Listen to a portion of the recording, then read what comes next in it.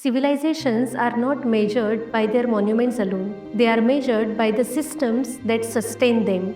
A tall tower may impress the eyes, but a civilization reveals itself in how it understands water, soil, gravity, climate, and the cosmos. Angkor Wat is not only a sacred temple, it is not only the largest religious complex in the world, it is a masterclass in engineering intelligence. It is a structural wisdom carved in stone.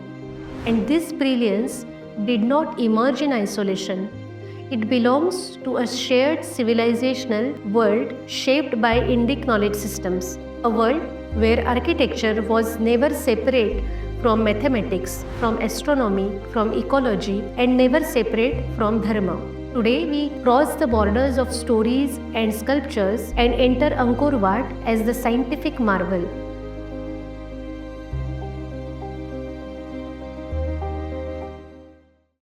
To understand Angkor, we must begin with water. When you first see the temple, what strikes you?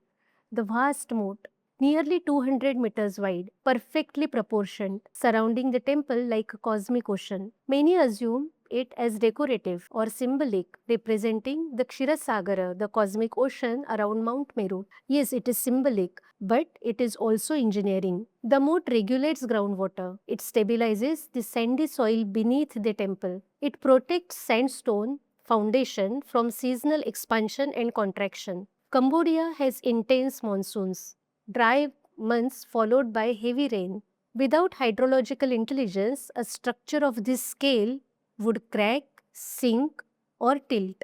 But Angkor Wat stands because the moat is hydraulic buffer, and beyond the moat lies something even more extraordinary, a vast urban water network. Gigantic reservoir known as barrages, interconnected canals, spillways, embankments. This was not just temple planning, it was climatic adaptation centuries before modern environmental science. The Khmer capital region around Angkor was one of the most sophisticated pre-modern hydraulic cities in the world. Water was stored, redirected, reused, distributed, agriculture flourished, urban life thrived. Architecture here is ecological intelligence. Water was understood, managed, integrated, and this approach echoes principles seen across Indian Ocean world, where step wells, tanks, temple ponds, and sacred water systems were part of ritual and engineering alike. Sacredness did not eliminate science, it required it. Now,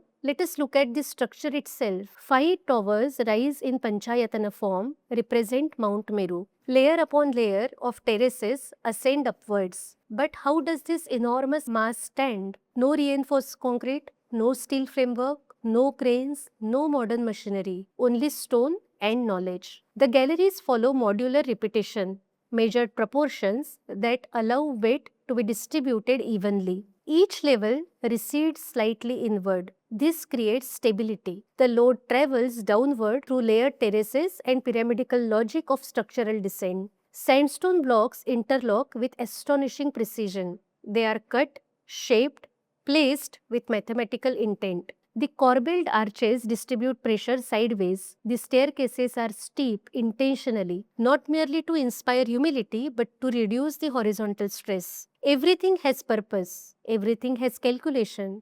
This is engineering born from disciplined thought. Behind this lies knowledge of geometry, load distribution, proportion system, astronomical alignment. The temple is oriented towards west. Its axial alignment corresponds with solar events. During equinox sunrise, the sun appears aligned with the central tower. This is not accidental beauty, it is measured cosmology. In Indic tradition, architecture emerges from Vastu principles, where geometry is not decoration but cosmic order translated into built form. At Angkor Wat, we see this translation perfected. Let us observe something subtle. Notice the vast open ground around the temple. They are empty, they are buffer zone. The open expanse reduces structural stress from surrounding vegetation and water saturation. It allows airflow, temperature moderation, visual progression. The temple is raised on elevated platform. Why? From flood protection. The causeways are long and linear. They regulate entry, they create psychological transition.